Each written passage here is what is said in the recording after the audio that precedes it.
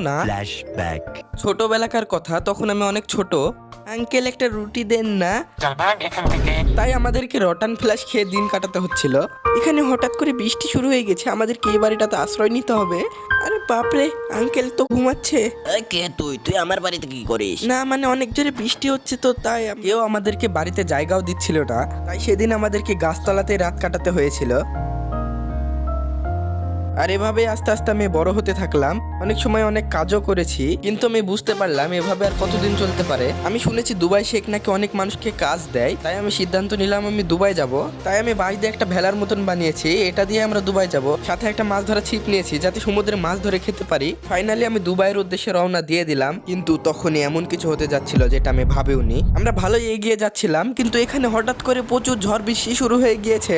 আমি নৌকা কন্ট্রোল করতে পারছি না। আর দেখো একবার কি বিশাল টর্নেডো, এটা তো আমাদেরকে উড়িয়ে